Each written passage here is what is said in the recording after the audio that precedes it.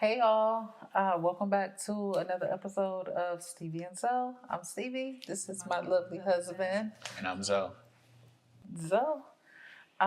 We have an interesting topic to talk about today. What, I mean, what is it? submission. Did them church people tell you that you needed to submit to your husband?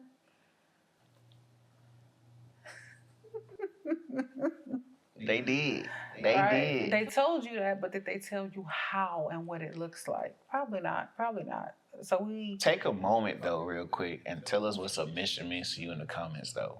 Like, do that real Yeah, quick. let us know what y'all like, how y'all been, I guess, raised, or Talk. what's been taught, passed down, embedded in your bloodline, like, cause we Let us get into it though.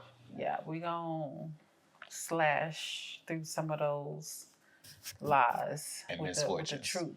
Okay. Getting straight to it. Submission. A lot of times when in the mass populace, right, you'll sit around everywhere. Submission is always going to be like, if you take it to like somebody tapping out, like I did to my wife earlier while she was talking, or most of the time it's gonna get off into that alpha male toxic culture relationship type stuff, right? Dominance. It's dominance. The only dominance I like is in the bedroom. Kingdom, baby, kingdom. That is kingdom. Oh, that I'm is mad. kingdom. We are married. We Look. are married. So look, the thing about it though is that it gets into like that toxic culture, toxic relationship type stuff, right? And submission comes off, do what I say, um, obey me. It comes off as like all these commands that you get from like authority figures that over portray or over exalt like this whole power masculine figure. And I guess that gets into like toxic masculinity and culture and that type of culture, Yeah. right? So when people say submit or you are to submit to your man, it's not so much as submitting to your boyfriend or baby daddy, right? Because even inside of marriage, there's still a journey of discovering what submission means. There's some walls that need to be knocked down. There's some truths that need to be unfold and developed between you and your spouse. There's nothing that's gonna be like what it looks like in movies, on TV, in magazines, none of that stuff like what Hollywood is showing and portraying to you, what songs are rapping about. The submission act comes from understanding one another's heart. It's understanding what God intends for your union and for that to be developed. And you have to actually shape submission into y'all's lives. Um, if you are building that relationship and you're looking to take that next step with your fiancés, right? And you're saying, like, why don't you submit to me? But what have you stopped and asked that person what submission looks like to them? Because for all they know, they can be submitting to you. But you're still trying to figure out, why don't you respect me? But whoa, whoa, whoa. Why are we talking about submission and respect? Like, what is it actually that you're wanting this person to understand? Because if it's that when I say shut up, stop talking, when I tell you to do XYZ, do XYZ, that isn't submission. That is abuse. It's abuse and it's control. And people fail to realize is when we are submitting to one another, as the Bible makes it very clear that we are to reverence each other as husband and wives. What the Bible is saying is that we need to reverence the Holy Spirit within um, each and one of, uh, in each other. And so, where again, you have people who feel like they have to submit to the physicality of a person and the disrespect and the bad attitude and things that's just not Christ-like, right? It makes it, first of all, it puts like a bad taste in maybe in a woman's mouth, in a wife's mouth, because they don't really fully understand like the meaning. Because a lot of times that submission for a lot of us, it hadn't been properly displayed. So here we are in It look our it look like pimp juice.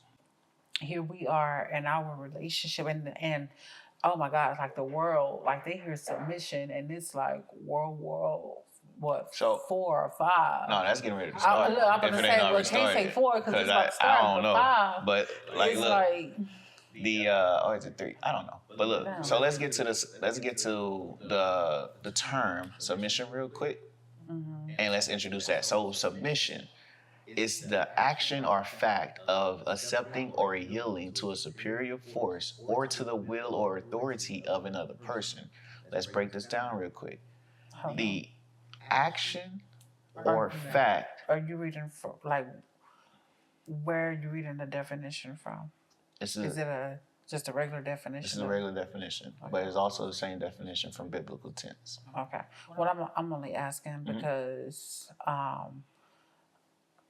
I like to get the biblical because it goes back to Hebrew. Hebrew's the first language, and then you break that down to get the original understanding of that. But you said it's the same, so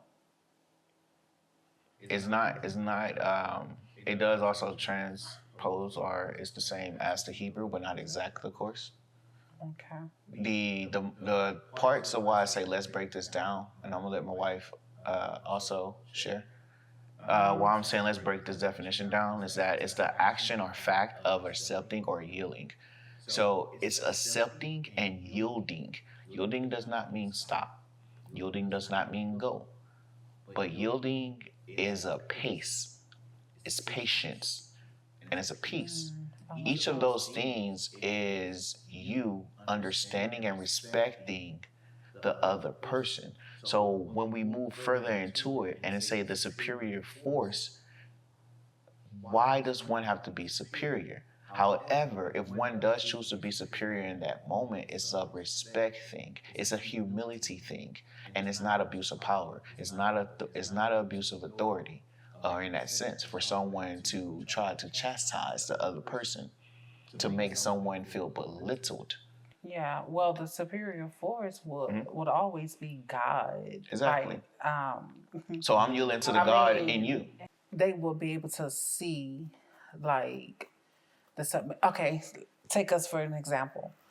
We're now elevating in our journey, and I want to say it took 10 years for us to get to where we're at, journey to oneness. Now understanding submission. Why do we have to understand submission to continue to elevate? Well, it's because God has given you an assignment and a vision to carry your family. And I have to submit to the instruction that God has given you so that we can be on one accord and we can agree and build this thing called legacy. Yes. This is why submission is important. And it's not only me listening to you, but also as a woman and just being intuitive and being intimate with God. There's a different connection that we have, right? So you would have to hear me out, right? And you would have to submit to whatever it is that God had given me. And I believe that's what carried our relationship up to this point because, and I'm not saying that you didn't have a say so, but it had been you reverencing me on that level to where that sometimes it didn't give me an opportunity to let you take the lead or let you take the role. Does that make sense? I still did so. So yeah. So now it's me understanding like my error, right? And understanding like, okay, no, it's not individuality, it's not you by yourself, it's y'all, right? It's the journey, it's oneness, us together. So what makes us one is the spirit, it's the spirit of Christ within you, the spirit of Christ within me. So me needing to understand when I have to stop talking, be silent, right? Which is something that you've taught me over the years. And that's what I was explaining earlier today. It was like, I just really have to trust God. And like, you're really teaching me how to just be like still and rest, because there have been many of times where I would come to you and say, babe, how do I have faith? Babe, what does that look like? Can you teach me how? Like, how do you do it so effortlessly, you know? It's like, as it says in the Bible. I can't quote it. I just lost it I when know. I said I that. know. No, I had it in my mind. I I was gonna let it whip, but then when I said that, I was you like, trying to. but it's like it says in the Bible though, is that the people of faith, they're. It's not for me to lead by telling you constantly. Like I believe. I have no. This isn't Bible. I'm loosely paraphrasing. Like I believe it's that it's supposed to be shown through my actions. It's shown through my life, my choices, the things that I'm doing. So when you look at me, or if you come to me asking me, how do you have faith? Like why is your faith locked in the way it is? It's for me to just constantly just show that. And it's not just why. It's for me. It has always been how. Like, and I'm pretty sure a lot of y'all can agree. You know, um, y'all can agree with me on this, especially for those of you who need to know the how. And for me, it's like, God, I'll do it. Just show me how. I need to know how to do it, but the how is through the experience. It's just doing. And it's through just the submission. Being, and it's submitting to the higher power, right? Because when we're getting into these phases of life, we go into so many channels, and depending on what industry of life you're in, there's so much required from you, right? Yeah. And like it can get like a lot to where you basically bleed out of your orifices, right?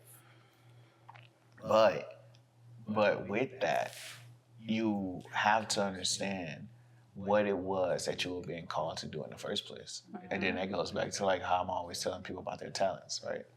And it's not even so much of you just using your talent or doing whatever, but like from the moment you've given directions of your assignment, purpose, your talents, gifts, your everything, you get free dominion.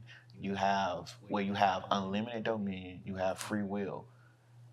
Life will strip it from you as quick as possible. But the thing about it is that for a lot of us that grew up on the other side of the tracks, in the trenches, we get exposed to so much so quick. And with that, it can shape your life in so many different ways. But I think it's a spark and it's a fire that's inside of you that when you're not in submission to approval, but rather than submission to your destiny, your dominion, and you can make it out and you survive, you're shaped into a whole nother creature. So your faith becomes something entirely different. Your faith becomes entirely different. And I also believe that you go from what you were exposed to when you were a child under your parents' covenant to releasing that and creating a new covenant under God, right? Yeah. So it's easy for me to say, you know what, when I was a child, I went through this, I went through that, and all this trauma. But it's like, baby, the moment you get married, all of that is really out the door. And what we have to go off of for Rain's sake is our trials and our tribulations through our marriage. Yeah. You know what I mean? And that goes back into something that I covered in another video that was recently on the Stranger Things episode, shared trauma. You know? Amongst us, shared trauma. Okay. Because shared trauma builds experiences, it builds trust, it builds a lot. Yeah. Especially when you can, when we talk through it and we're moving through it and we're actually going towards resolution, and it's not to keep one in a chamber for each other. And it's like undercutting and underbarring one another, right? I think that's what I was afraid of, right? And literally, I'm hugging him earlier today, and I'm just crying, tears coming down, because, like, listening to, like, his upbringing, like, and all of, like, what he had to go through, I lived like a shielded like life where I was in a bubble. You know what I mean? Yeah. So even till this day, and I tell anybody like I live more in the spirit realm. Whereas a lot of times I'm just like, I don't care about this earth. Like I could care. I could stay in my bubble. I could continue to be an introvert. I love people, you know. I love giving back. I love doing all of these things, but I'm more spiritual than I am physical. And so this new level of trust, what this looks like is understanding how to navigate this physical world. And I don't know if this have anything to do with it, but I know you being a husband, and because you like one of your roles are to give, like I said earlier, to give our family purpose and identity and legacy just in a worldly sense. Like the world scares me. Yeah. It you know that. Like it terrifies me. And so, like, even let me unwrap this question real quick, and it goes back to the definition, the part where it says the will or authority of another person, right? Me on my side of will, I live more in free will. You know that, like, I'm extravagant. I'm out there. Like I'm the wild child. And then it comes to the authority. You say that your authority is more spiritual. I always tell you my authority is great because I'm not 100% spirit. I'm not 100% of this world in that context. But I merge the two. And in doing so, it keeps me grounded and spiritual at the same time. So for you, even in this conversation about submission, what was the challenge or how difficult was it to trust me? Because if you're having to submit to me, that's a level of trust. But if you are always in the spirit part and afraid of what happens around here, and I got to be that level ground, what does that look like for you to trust or submit to me? I don't know if you being a male have anything to do with it, but I just see things totally different because What I'm tying it to in its simplest form is that if our biggest problem in our relationship has been faith, you didn't know how I looked on that side of the realm, right? And it's been the biggest part of our relationship. So what I'm saying is like, how are you to submit to a man, your husband, if you don't know my faith? How can you trust that? Right. So I can trust it now because I've grown with you over the years. Whereas when your relative planted that seed, we were just like, when your relatives planted that seed in me, we were like just getting started. How long ago was that? But I knew this was like 12, 13, 14. Years ago. But I always knew because I dated before you, and I knew if those guys were for me or not, and that's why I wasn't with them because I knew they wasn't for me. So even though your relatives planted that seed in me, I still knew that there was something. You know what I mean? Yeah. And I think thank you, Holy Spirit. So what's allowing me to trust you now is what's allowing me to trust you now is the fact that one thing that you like taught me from the beginning is to just be, right? Like to just be, to strip away from religion and the worldly way of doing things and to just be, like knowing like what this stuff really is at its core, and not because someone gave it to you based off of their own understanding. You know what I mean? Yeah. So it's like not going off of what had been passed down after generation to generation. And this is why I believe God had you to witness my awakening, because I believe you were a catalyst to my awakening. Because if you didn't tell me to release what everybody else think and how everybody else feel and the plan that everybody else have for your life, I wouldn't be who I am today. I had to go through that awakening to release all of that, to begin again, to be this new creature. And so uh,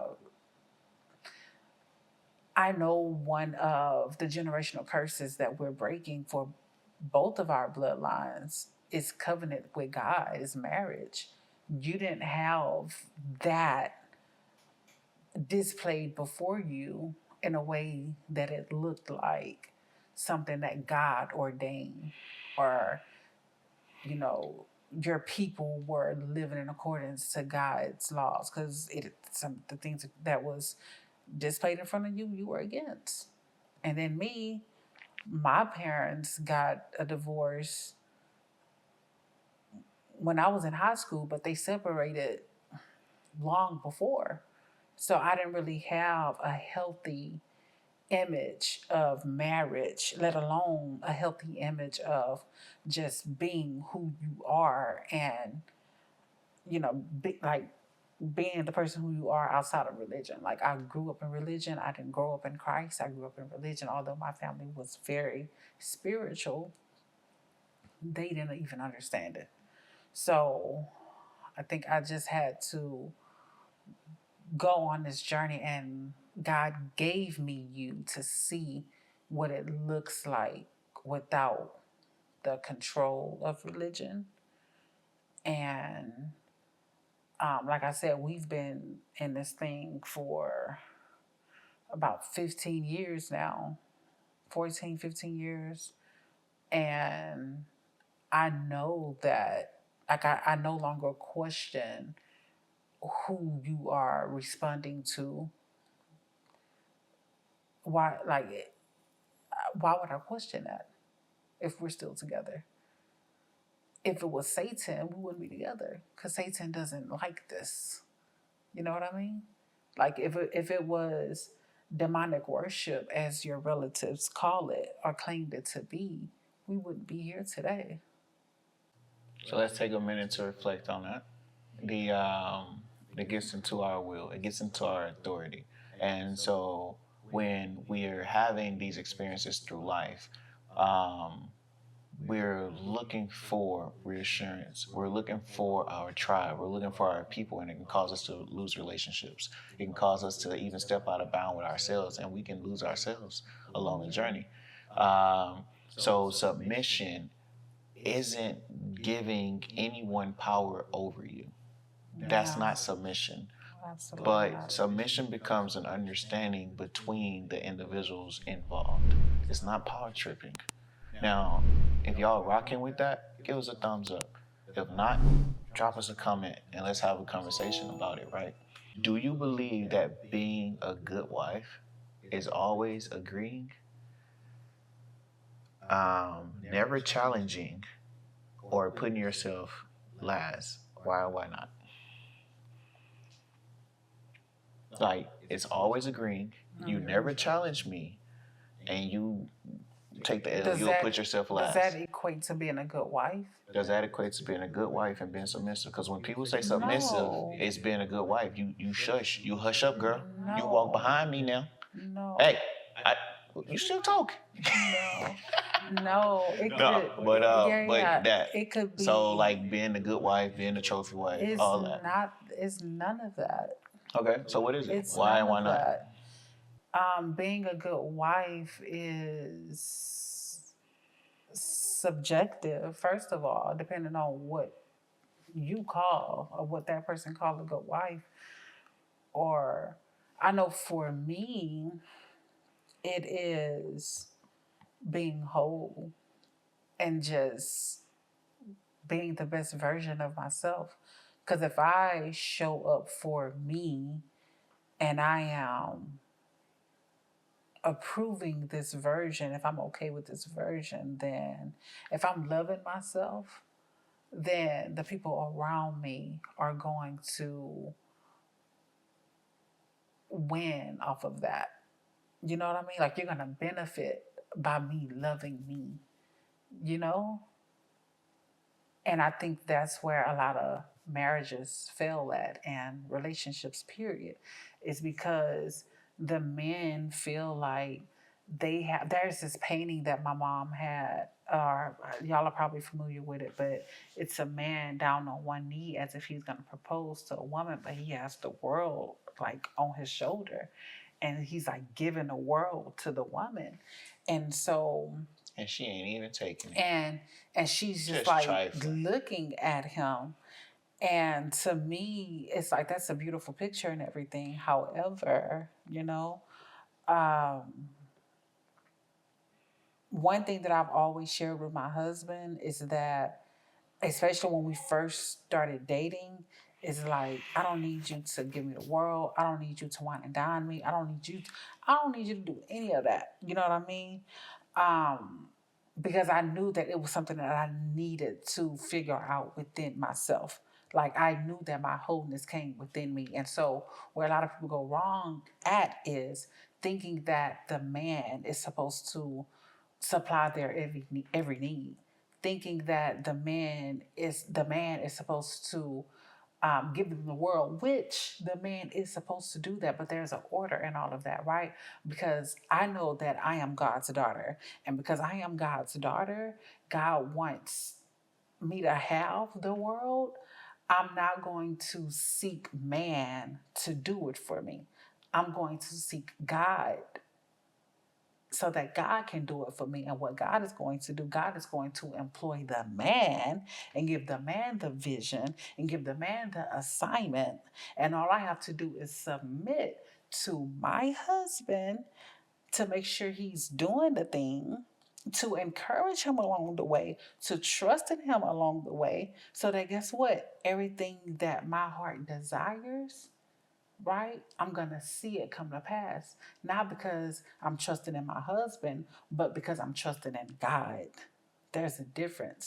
My husband is not my God, right? He's not an idol, right? But he does have the Holy Spirit. He does carry the assignment that God had given him. So I could get the things that I deserve and desire. And as long as I submit to my husband, right? As long as he even submit to me, because I do have dreams.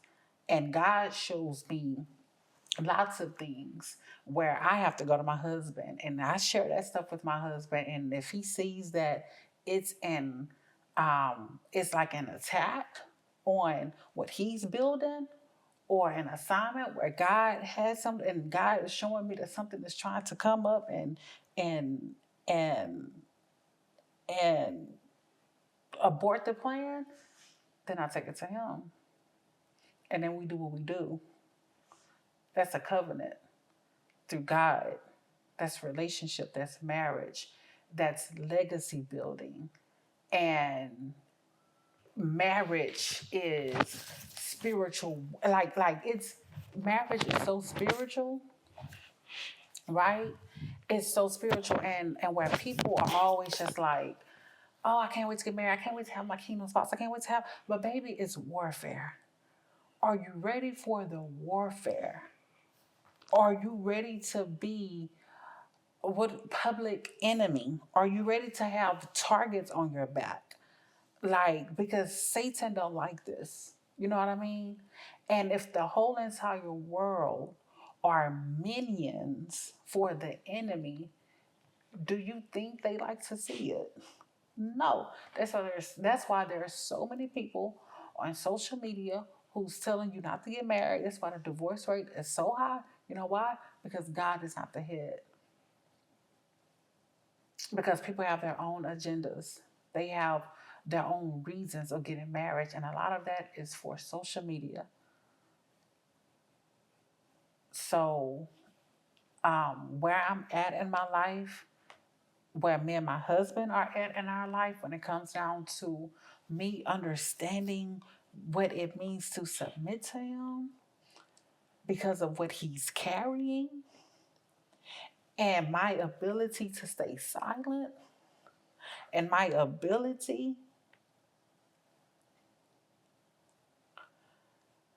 to let him lead because I'm tired. Baby, I'm tired.